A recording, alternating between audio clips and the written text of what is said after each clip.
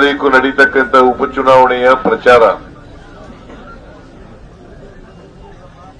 ಈ ಪ್ರಚಾರ ಉಪಚುನಾವಣೆ ಯಾಕೆ ಬಂತು ಅಂತಕ್ಕಂಥದ್ದು ನಿಮ್ಗೆಲ್ಲ ಗೊತ್ತಿದೆ. ಕಳೆದ ವಿಧಾನಸಭಾ ಚುನಾವಣೆಯಲ್ಲಿ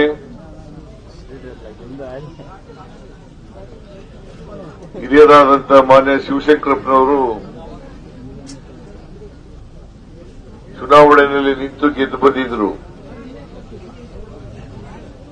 ಅವರನ್ನ ನೀವೆಲ್ಲ ಆಶೀರ್ವಾದ ಮಾಡಿ ವಿಧಾನಸಭೆಗೆ ಕಳಿಸಿದ್ರಿ. ಅವರು 5 ವರ್ಷ ತುಂಬಿಸಲಿಲ್ಲ. 5 ವರ್ಷಕ್ಕೊಂದ್ಸರಿ ಚುನಾವಣೆ ನಡೀಬೇಕು.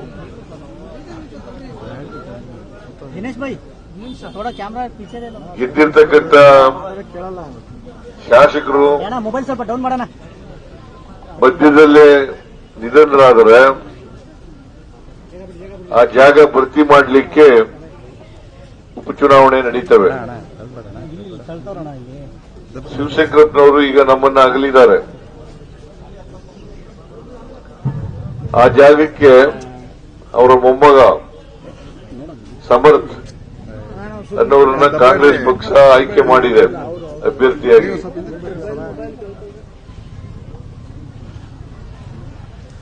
ಅವರ ಜಾಗ ಭರ್ತಿಯಾಗಬೇಕಾದ್ರೆ ಸಮರ್ಥ್ ಅವರು ನಿಮ್ಮ ಪ್ರತಿನಿಧಿಯಾಗಿ ಆಯ್ಕೆ ಆಗಬೇಕು. ನೀವೆಲ್ಲ ಕಾಂಗ್ರೆಸ್ ಪಕ್ಷಕ್ಕೆ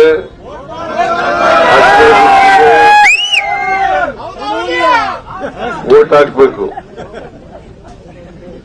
ಕಾಂಗ್ರೆಸ್ಗೆ ಯಾಕೆ ವೋಟ್ ಹಾಕಬೇಕು? ಕಾರಣ ಯಾಕಪ್ಪ ಅಂತಂದ್ರೆ ಕಾಂಗ್ರೆಸ್ ನುಡಿದಂತೆ ನಡೆದಿರ್ತಕ್ಕಂಥ ಪಕ್ಷ. ನುಡಿದಂತೆ ನಡೆದಿರ್ತಕ್ಕಂಥ ಪಕ್ಷ.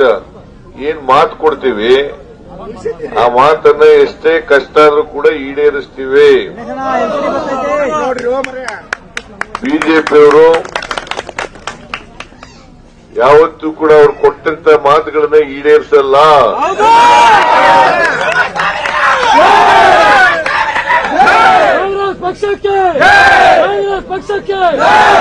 ಅವರು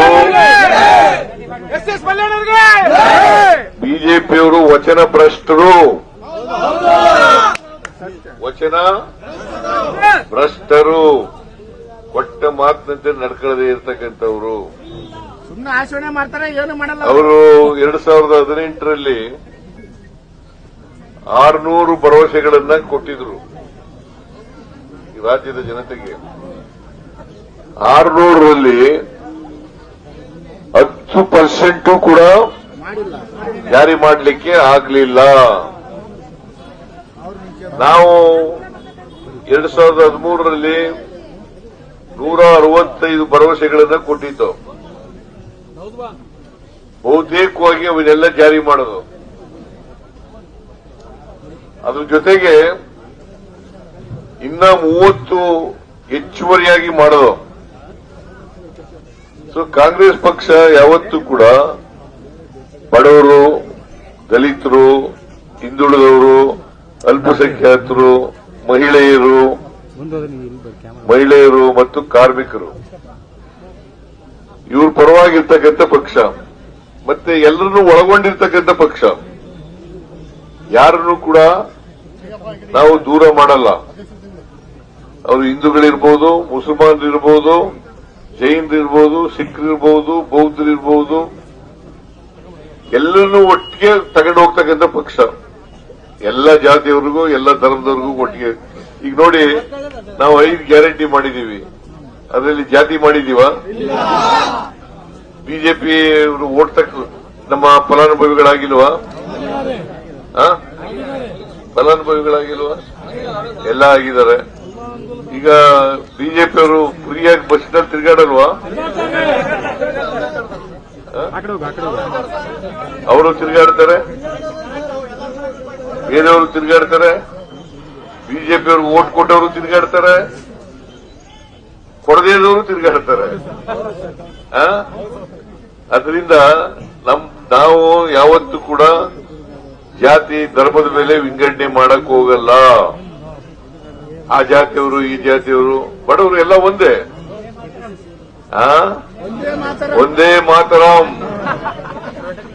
ಒಂದೇ ಮಾತರಂ. ನಾವು ಎಲ್ರಿಗೂ ಒಟ್ಟಿಗೆ ತಗೊಂಡು ಹೋಗ್ತಕ್ಕಂಥ ಪಕ್ಷ ಕಾಂಗ್ರೆಸ್ ಪಕ್ಷ. ಅದಕ್ಕೋಸ್ಕರನೇ ಎಲ್ಲ ಗ್ಯಾರಂಟಿಗಳನ್ನು ಕೂಡ ಎಲ್ಲ ಜನರಿಗೂ ಕೂಡ ಕೊಟ್ಟಿರ್ತಕ್ಕಂಥದ್ದು. ಬಡವರಿಗೆ ಆರ್ಥಿಕವಾಗಿ ಸಾಮಾಜಿಕವಾಗಿ ಶಕ್ತಿ ಬರದೆ ಹೋದರೆ, ಅವ್ರಿಗೆ ಸ್ವಾವಲಂಬನೆ ಬರದೆ ಹೋದರೆ ಹೆಂಗೆ ಅವ್ರ ಮುಂದಕ್ಕೆ ಬರೋದು? ಬಸವಣ್ಣ ಹೇಳ್ತಾರೆ, ವರ್ಗರಹಿತವಾದಂತ ಜಾತಿ ರಹಿತವಾದಂತ ಸಮಾಜ ನಿರ್ಮಾಣ ಆಗಬೇಕು ಅಂತ. ಜಾತಿ ಇಲ್ಲದೆ ಇರ್ತಕ್ಕಂಥ ಸಮಾಜ, ವರ್ಗ ಮೇಲು ಕೀಳು ಇಲ್ಲದೆ ಇರ್ತಕ್ಕಂಥ ಸಮಾಜ ನಿರ್ಮಾಣ ಆಗಬೇಕಾದ್ರೆ ಅದು ಕಾಂಗ್ರೆಸ್ ಪಕ್ಷ ಮಾತ್ರ ಅಧಿಕಾರಕ್ಕೆ ಬರಬೇಕು. ದಯಮಾಡಿ ಅದಕ್ಕೋಸ್ಕರ ನೀವೆಲ್ಲರೂ ಕೂಡ 9ನೇ ತಾರೀಕು ಮತಗಟ್ಟೆಗೆ ಹೋಗಿ ಹಸ್ತದ ಗುರುತಿಗೆ ವೋಟ್ ಹಾಕಬೇಕು. ಇವ್ರ ಕ್ರಮ ಸಂಖ್ಯೆ ಎಷ್ಟು ಸಮರ್ಥದು? 3 ಜ್ಞಾಪಕ 3 ಇವ್ರ ಹೆಸರಿರ್ತದೆ, ಹಸ್ತ ಇರ್ತದೆ. ಅಲ್ಲಿಗೆ ಪ್ರೆಸ್ ಮಾಡಬೇಕು ಬಟನ್ ಅನ್ನ. ಮಾಡ್ತೀರಿ ಅಲ್ವಾ? ಇದೆಲ್ಲ ಗೊತ್ತಿದೆ, ವೋಟ್ ಹಾಕಿದ್ರಿ ಅನೇಕ ಸಾರಿ. ಹೊಸಬ್ರಿಗೋಸ್ಕರ ಹೇಳ್ತಾ ಇದ್ದೀನಿ ನಾನು. 18 ವರ್ಷ ಮತದಾನದ ಹಕ್ಕು ಕೊಟ್ಟವರು ಯಾರು? ರಾಜೀವ್ ಗಾಂಧಿ. 18 ವರ್ಷದ ಯುವಕರಿಗೆ ವೋಟಿಂಗ್ ರೈಟ್ ಕೊಟ್ಟದು, ಯುವತಿಯರಿಗೆ ವೋಟ್ ಕೊಟ್ಟದು ರಾಜೀವ್ ಗಾಂಧಿ, ಬಿಜೆಪಿ ಅಲ್ಲ. ಈ ಗ್ಯಾರಂಟಿ ಯೋಜನೆಗಳೆಲ್ಲ ವಿರೋಧ ಮಾಡಿದವರು ಯಾರು? ಬಿಜೆಪಿ. ಮತ್ತೆ ಅವ್ರಿಗೆ ವೋಟ್ ಹಾಕ್ತೀರಾ? ದಯಮಾಡಿ ಯಾವ ಕಾರಣಕ್ಕೂ ಕೂಡ ವೋಟ್ ಹಾಕ್ಬಿಡಿ. ದಯವಿಟ್ಟು ಯಾವ ಕಾರಣಕ್ಕೂ ವೋಟ್ ಹಾಕ್ಬಿಡಿ. ಅವರು ಅಸೆಂಬ್ಲಿನಲ್ಲಿ ಸುಮ್ಮನೆ ಇರ್ತಾರೆ, ನಾ ಏನ್ ಮಾತಾಡಿದ್ರು ಸುಮ್ಮನೆ ಇರ್ತಾರೆ. ಹೊರಗಡೆ ಬಂದು ಬಾಲ ಬೀಸ್ತಾರೆ. ಹೊರಗಡೆ ಬಂದು ಬಾಲ ಬೀಸ್ತಾರೆ. ಇವ್ರು ಬಾಲ ಕಟ್ ಮಾಡಬೇಕಾಗಿರೋರು ಯಾರು? ನೀವು. ಅದರಿಂದ 9ನೇ ತಾರೀಕು ನೀವು ಮತಗಟ್ಟೆಗೆ ಹೋಗಿ ಸಮರ್ಥವರನ್ನ ಗೆಲ್ಲಿಸಿ.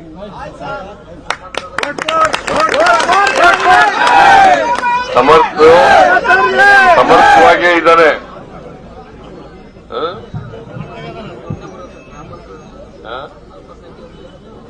ಇಲ್ಲಿ ಎಲ್ಲ ಅಲ್ಪಸಂಖ್ಯಾತರು ಜಾಸ್ತಿ ಇದ್ದೀರಿ, ಅಲ್ಪಸಂಖ್ಯಾತರು ಜಾಸ್ತಿ ಇದ್ದೀರಿ. ಕಾಂಗ್ರೆಸ್ ಪಕ್ಷ ಯಾರ ಪರವಾಗಿರೋದು? ಇವತ್ತು ಶಿಕ್ಷಣಕ್ಕೆ, ಆರೋಗ್ಯಕ್ಕೆ ಹೆಚ್ಚು ಒತ್ತು ಕೊಡ್ತಾ ಇರ್ತಕ್ಕಂಥ ಸರ್ಕಾರ ಕಾಂಗ್ರೆಸ್ ಸರ್ಕಾರ. ನಿಮಗೆ ಯಾವತ್ತೂ ಕೂಡ ರಕ್ಷಣೆ ಮಾಡತಕ್ಕಂಥ ಸರ್ಕಾರ ಕಾಂಗ್ರೆಸ್ ಸರ್ಕಾರ. ನೀವು ಯಾವತ್ತೂ ಕೂಡ ಇಲ್ಲಿವರೆಗೂ ಕಾಂಗ್ರೆಸ್ ಅನ್ನ ಬೆಂಬಲಿಸ್ಕೊಂಡು ಬಂದಿದ್ದೀರಿ, ಮುಂದೇನೂ ಕೂಡ ಬೆಂಬಲಿಸ್ಕೊಂಡು ಬಂದಿರಿ. ಈಗ ಪಕ್ಷೇತರರಾಗಿ ನಿಂತಿದ್ದಾರಲ್ಲ, ಅವ್ರಿಗೆ ಯಾರು ವೋಟ್ ಹಾಕ್ಬೇಡಿ. ದಯಮಾಡಿ ಯಾರಿಗೂ ವೋಟ್ ಹಾಕ್ಬೇಡಿ. ಯಾಕಂತಂದ್ರೆ ಪಕ್ಷೇತರದಿಂದ ಬಿಜೆಪಿ ಗೆಲ್ಲ ಸಾಧ್ಯತೆ ಜಾಸ್ತಿ ಇರ್ತದೆ. ಬಿಜೆಪಿ ಜಾಸ್ತಿ ಸಾಧ್ಯತೆ. ನೀವು ವೋಟ್ ಹಾಕ್ತೀರಿ ಕಾಂಗ್ರೆಸ್ಸಿಗೆ, ಅಲ್ಪಸಂಖ್ಯಾತರು. ಆದರೆ ಜಾಸ್ತಿ ವೋಟ್ ಮಾಡಿ, 100ಕ್ಕೆ 95% ವೋಟ್ ಮಾಡಬೇಕು.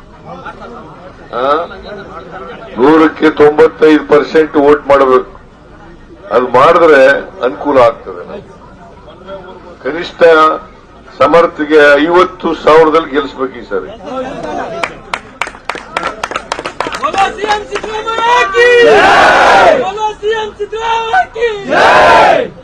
ಎಷ್ಟರಲ್ಲಿ ಅಂತರದಲ್ಲಿ ಗೆಲ್ಲಿಸಬೇಕು? 50,000 ಅಂತರದಲ್ಲಿ ಗೆಲ್ಲಿಸಬೇಕು. ಬಿಜೆಪಿಯವರ ಡಿಪಾಸಿಟ್ ಜಪ್ತಾಗಬೇಕು. ಬಿಜೆಪಿಯವರ ಡಿಪಾಸಿಟ್ ಜಪ್ತಾಗಬೇಕು. ಆ ತರ ಮಾಡ್ತೀರಾ? ಅಲ್ಪಸಂಖ್ಯಾತರು ನಾವು ನಿಮ್ಮ ಪಕ್ಷ ಇದು, ನಿಮ್ ಸರ್ಕಾರ ಇದು, ನಿಮ್ ಸರ್ಕಾರ, ನಿಮ್ ಪಕ್ಷ, ನಿಮ್ ಪಕ್ಷದ ಅಭ್ಯರ್ಥಿಯನ್ನ ಗೆಲ್ಲಿಸ್ತಕ್ಕಂಥದ್ದು ನಿಮ್ ಜವಾಬ್ದಾರಿ.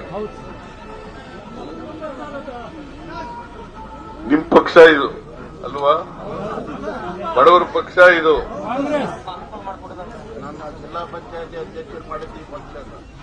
ಜಿಲ್ಲಾ ಪಂಚಾಯತಿ ಅಧ್ಯಕ್ಷರು ಮಾಡಿರೋದು ಈ ಏರಿಯಾದಲ್ಲಿ. ಜಿಲ್ಲಾ ಪಂಚಾಯತಿ ಈಗಲೂ ಕೂಡ ನೀವು ಗೆಲ್ಲಿಸ್ತೀರಿ ಅಂತ ನಂಬಿಕೆ, ವಿಶ್ವಾಸ ಎಲ್ಲ ಇಟ್ಕೊಂಡಿದೀವಿ.